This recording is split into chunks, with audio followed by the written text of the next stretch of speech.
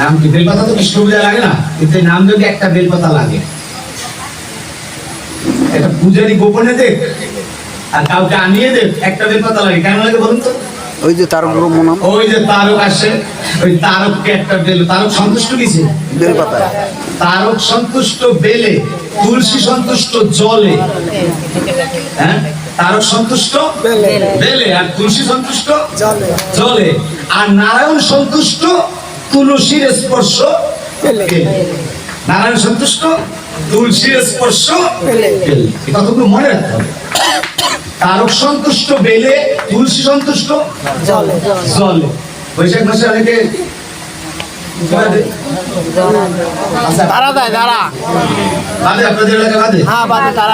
কারণটা কি? তুলসীরে জল দেয়, এটা তো বললাম জল দেয়, কিন্তু কারণ কি? দিলে কি হবে? তুলসী কৃপা, বেশ সুন্দর কথা। হরে কৃষ্ণ, কি পাওয়া যাবে? তুলসী কৃপা। রাধে রাধে। তুলসী গাছে ধরা দিল, তাই কি পাই? বৈশাখ মাসই শেষ, এরপর জ্যৈষ্ঠ মাসে তার ধরা দেয় না, দেয় কৃপা পাওয়ার জন্য এই বৈশাখ মাস। আসল উদ্দেশ্য এখানে না, মূল কথাগুলো জানতে হবে। অর্থাৎ বৈশাখ মাস হচ্ছে আমাদের এই গণনার মাসের প্রথম মাস।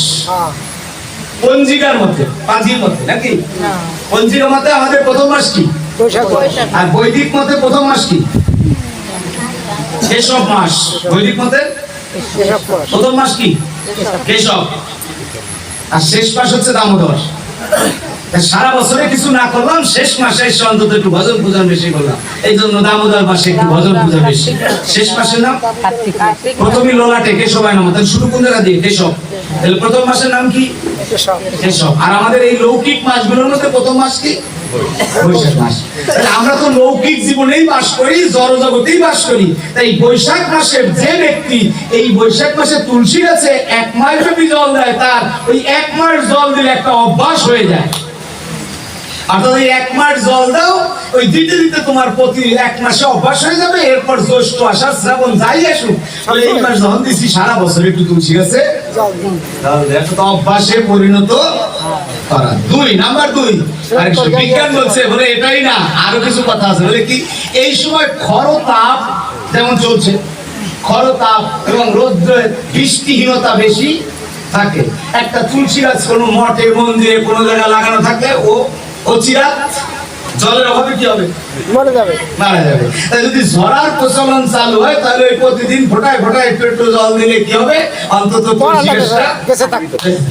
সমাধির উপরে তো তুলসী গাছ, কাল তো ওই একটাই, ওটা তুলসী গাছটা দেখবেন এই বৈশাখ জ্যৈষ্ঠ মাসে যারা ঝড় না দেয়, প্রায় জায়গায় মরে যায়। কি কর, মরে যায় না? এই মরে যায় না কার বাড়িতে?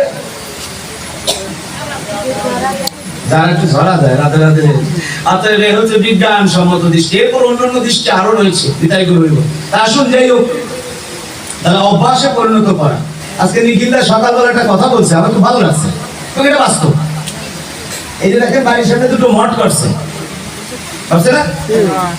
এই সমাধি 2টো ওনার বাবা মার সমাধি। এইখানে তো ওনার বাবা মায়ের সৎকার করে না, করছে? ওনাদের পুরান বাড়ি ওইখানেও একটা বাবার নামে মঠ আছে। ওনার ওই বলছে যে আমার ওই যে আগের থেকে অভ্যাস হয়ে গেছে, বাবা চলে যাওয়ার পর দিন থেকে যে অভ্যাস হয়েছে যে আমি স্নান করে এসে বাবার মঠে জল দিই। এইখান থেকে ওই পুরান বাড়ি যাই বাবার মঠে জল দেওয়া প্রতিদিন সম্ভব না। এই জন্য আগে আমি বাবার নামে এইটা তৈরি করে রাখছি, যে ওই বাবার ওই কথাটা আমি ধরে রাখতে পারবো, যে বাবার মঠে একটু আমি এসে দিলে ঘটও বানছে, তুলসী গাছ থাকবে না তো ঘট বানছে। দেখবেন কালকে সকালবেলা, মিথ্যা না সত্য, হ্যাঁ, বাবার মাথায় জল দেয়, ভালো কথা। আবার শ্মশানবাসী ভোলানাথকেও চিত্রপট সুন্দর করে শ্রীবিগ্রহ তৈরি করে রেখেছে, যা সাধারণভাবে অনেক জায়গায় দেখা যায় না। একটা প্রতিকৃতি আমাদের ভগবানের মূর্তি শিব ঠাকুরকে বানিয়ে রেখেছে। হরে কৃষ্ণ। তাহলে এই যে প্রতিদিন টেন্ডেন্সি তার মাথায় সবসময় একটা মাথায় কাজ করে, যে স্নান করে আসলেই কি করতে হবে? এটা আমাদের অনেকের মধ্যে হয়। হরে কৃষ্ণ। অনেকে বাবাই মরছে, কোথায় সমাধি দিচ্ছে, কোন জায়গা আছে, খবরও থাকে না। হরে কৃষ্ণ। সবার দ্বারা সবকিছু হয় না, চেতনতা নেই আমাদের উদ্বুদ্ধ। তাহলে আমাদের মৃত্যু হয় 6 প্রকারের, কথাটা বলছিলাম। কয় প্রকার মৃত্যু হয়? 6 ভাবে। এই মৃত্যুগুলো কখনোই মৃত্যু না। বাস্যাংশ জিন্নানি যথা বিহায়। আত্মার কোনো নতুন বস্ত্র পরিত্যাগ করে, মানে পুরাতন বস্ত্র ভূমিষ্ঠ পুরাতন বস্ত্র পরিত্যাগ করে নতুন বস্ত্র, এতে কি হয়? আমাদের আনন্দ হয় না দুঃখ হয়? বলে না ভাইরা, নতুন কাপড় পরলে কি আনন্দ হয় না দুঃখ হয়? আনন্দ হয়। দুঃখ নতুন কাপড় পরলে, কিন্তু আমরা যখন নতুন কাপড় পরি তখন দেখবেন আমাদের দুঃখ হয়। মানে পুরাতন কাপড়ে যখন ছেড়ে দেয়, অর্থাৎ এই দেহ থেকে যখন প্রাণ পাখি চলে যায় তখন আমাদের নতুন কাপড় পরায়, হ্যাঁ নতুন কাপড় পরায়, নতুন কাপড় পরায়। তাহলে নতুন কেহ যদি এই পৃথিবীতে আসে তখন কি হয়? নতুন কাপড় পরালে আনন্দ, আর পুরাতন বস্ত্র যখন ছেড়ে যায় তখন কি হয়? কান্না। হরে কৃষ্ণ। এবং পুরাতন বস্ত্র ছেড়ে দিলে কান্না হয়, নতুন বস্ত্র পরিধান করলে আনন্দ হয়। কিন্তু কখন কার কাছে নতুন বস্ত্র? পুরাতন, আমরা পুরাতনের আনন্দ দুঃখেই দুঃখিত থাকি, কিন্তু প্রকৃতপক্ষে হচ্ছে তা নয়। হরে কৃষ্ণ।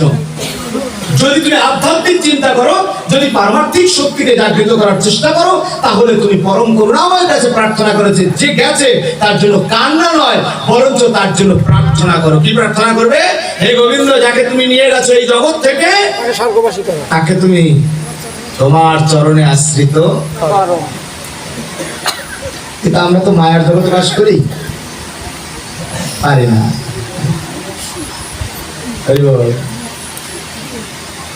জানি তাই। তাহলে কি হলো? কি পেলাম? এতক্ষণ বসে আলোচনায় কি পেলাম?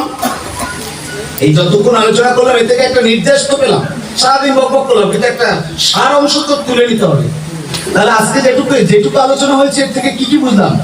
যে অবশ্যই ভগবত ধামে যাওয়ার জন্য আমাদের যে পন্থাগুলো আছে এর পিছনে কোনো না কোনো কারণ আছে। তাহলে হরিনাম যজ্ঞ প্রবর্তক সেই মহাপ্রভু যখন অমনি করে গড়াগড়ি দিল, একাকি ছোট্ট শিশু, 1 ঘন্টার শিশু আমার গৌরহরি, সে যখন ভূতলে গড়াগড়ি দিল তখন সকলে এসে তাকে তুলে নিল। কে? এদিকে সচিমাতার চেতন হলো, পুত্র পুত্র বলিতে বলিতে ছুটছে, তখন এসে সকলে সচিমাতার কোলে পুত্রটি আমার গৌরহরিকে তুলে দিল। যখন সচিমাতার কোলে তুলে দিল আমার গৌরহরিকে, সচিমাতা স্তন পান করাতে শুরু করলো। আপনারা জানেন যে সচিমাতার স্তন প্রথমে পান করতে চান নাই আমার মহাপ্রভু, যেটা আমার কৃষ্ণচন্দ্র করেছিল। জন্মেছিল কার ঘরে? দেবকীর ঘরে। 1 ফোঁটা স্তন পান করে না। হরে কৃষ্ণ। কেন পান করে না? বলছে, ও মা, তোমার সাথে ওই স্তন পান করে মায়ার সম্বন্ধ আমি যুক্ত করতে চাই না। আমি তোমার সাথে মায়া ত্যাগ করে গেলাম। আমি মায়া নয়, যে আমাকে আবেগ দিয়ে স্তন দিতে চেয়েছে ওই যে যশোদা মাতা। হরে কৃষ্ণ।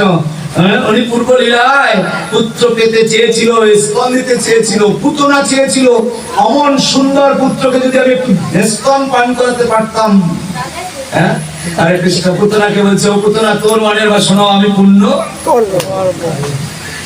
বিষ দিয়ে দিয়েছে, তারপরেও ভগবান জানে যে ওই স্তনে বিষ লাগানো, তারপরেও ভগবানের যে কথা দিয়েছে যে তোর মনোবাঞ্ছা পূর্ণ করবো, ওটা পূরণ করবার জন্য ভগবান ওই বিষ দেওয়া স্তনেও চুমুক দিয়েছে। শুধু দেয় নাই, 1 চুমুকে তার দেহের সর্বস্ব টেনে নিয়েছে। ভেতরের যত কালিমা ছিল, ভেতরের যত অপরাধমূলক শক্তিগুলো ছিল, 1 টানে টেনে নিয়েছে। এখন বলছে, ছেড়ে দে, ছেড়ে দে পুতনা, আমার ছাড় ছাড়। বলছে, না রে ও পুতনা, তুই তো জানিস না আমি কাউকে সহজে ধরি না, কিন্তু যদি কাউকে একবার ধরি, আমার মনের আশা পূরণ না করে তাকে আমি ছাড়ি না।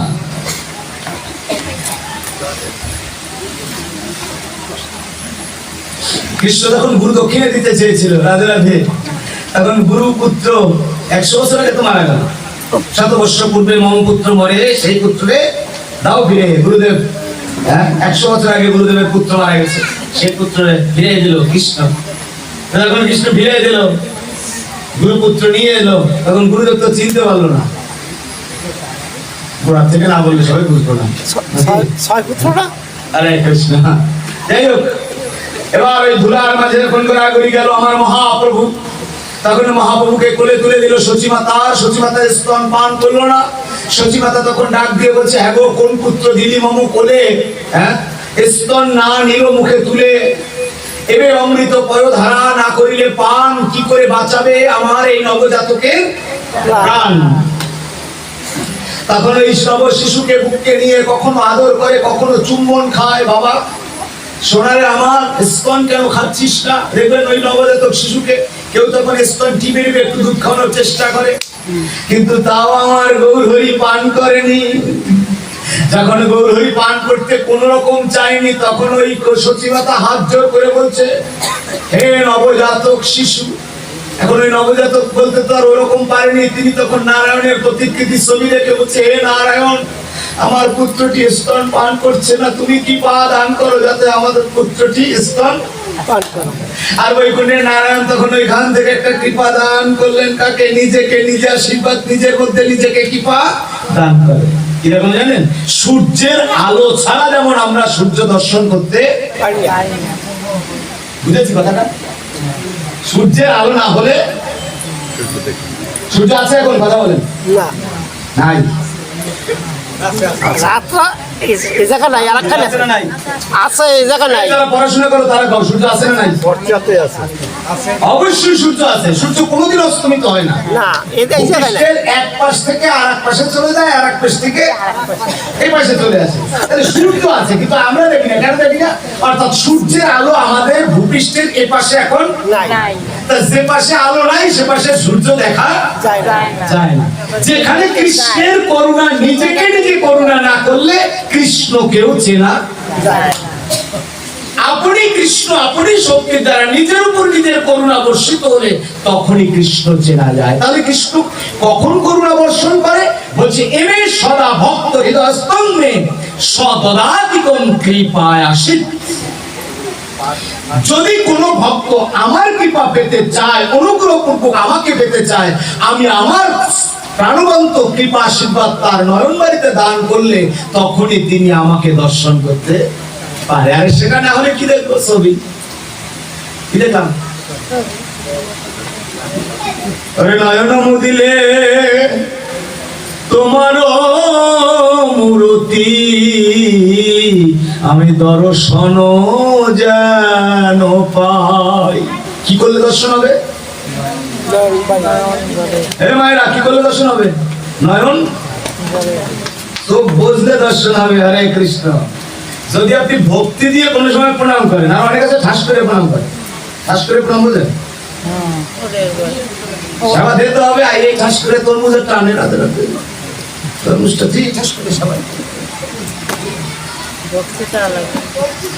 এই ঠাস করে যারা সেবা দেয় তারা ওই বুঝবে না রাতে রাতে। আর যারা একটু ভক্তি দিয়ে প্রণাম করে দেখবেন, হরে কৃষ্ণ, কোনো ব্যক্তি চোখ খোলা রেখে প্রণাম করতে পারবেন না। চ্যালেঞ্জ। চোখ খোলা থাকবে না আপনি যখন প্রণাম করবেন, অটো আপনার চোখ কি হবে? বন্ধ হয়ে যাবে অটো। যদি ভক্তি থাকে।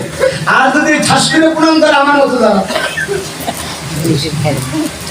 ভগবানের বেতনে সারা দেয়, বেতনে বোঝেন দাওয়ার কালে নিখিল দাস দিবে বেতনে সেবা দেয়, রাধে রাধে আরতি দেয়, ঘোরাচ্ছে উঠে আরতি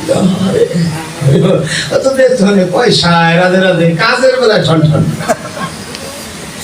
এই বেতনে সেবা দেওয়া যারা রাধে রাধে, এই যত মঠ মন্দির চলে, এই বেতনের পূজারী যারা, হরে কৃষ্ণ, কর্তব্যের দায় করে অনেকে। আর তার মধ্যে কেউ কেউ আছে কর্তব্যের মধ্যেও তার আখেরি কি করে?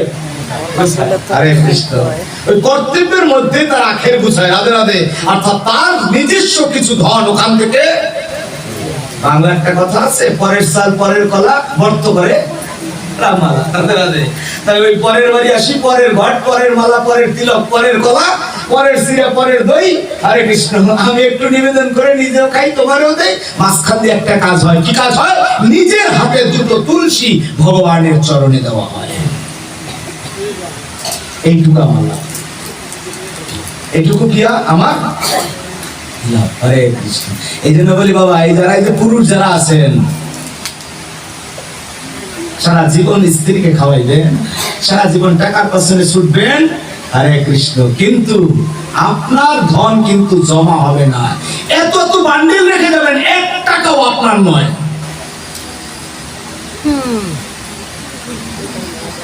একটা টাকাও আপনার নয়, মৃত্যুর পরে সঙ্গে সঙ্গে অন্য কারোর। কিন্তু আপনার নিজস্ব যদি কোনো বান্ডিল জমা করতে হয়, তাহলে এই কাজের মাঝেও আজকে সকালবেলা নিখিল দাস কাউখালি যাইবে, আর টলার আসতে দেরি, আমি এখানে বসে এর মধ্যে ভুল তুলি, দরকার ছিল না পাশে বসে একটা সিগারেট টান থাকতো, টলার আইতে দেরি, একটু সময় একটু বিড়ি খাই, কিন্তু তার মধ্যে ভুল তুলছে। প্রশংসা নয়, একটা শিক্ষা নিতে হবে যে এই যে পুষ্পকাটা চয়ন করছে, স্নান করে দেখলাম বাবা সবাইতে জল দিয়ে কাউখালি যাওয়ার আগে এই যে পুষ্পকাটা তুলছে রাধে রাধে, হয়তো সে গোবিন্দের চরণে দিতে পারুক না করুক, যার হাত দিয়ে ওই পুষ্পটি গোবিন্দের চরণে যাক, লাগলো না রে আমার হাতে তোলা দুটি ফুল গোবিন্দ তোমার সেবায়।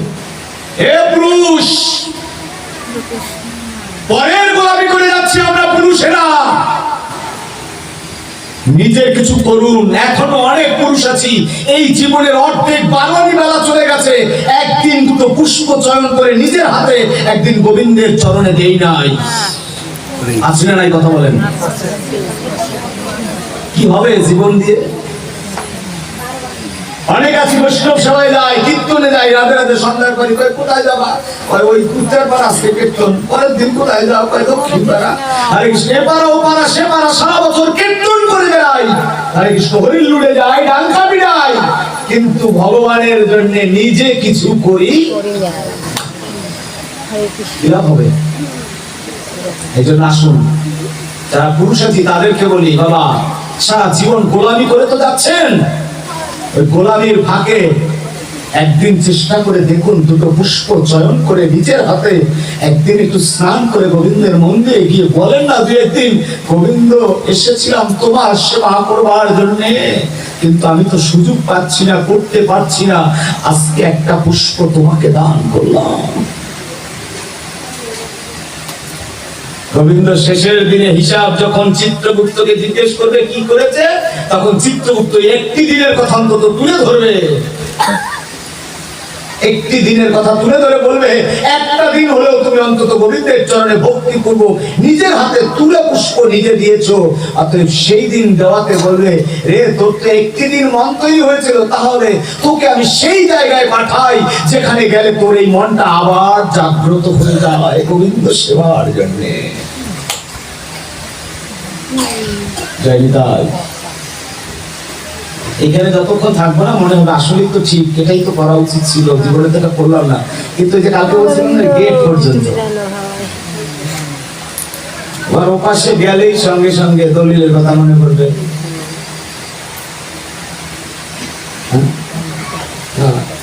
সত্য কথা, বাদাল ছিলেন, বাদাল চেনা তো কথা আপনাদের কিন্তু কাছে না, পিরিজপুরের ওপার না বাদাল, বাদালে দুই ভাই পাঠ করতে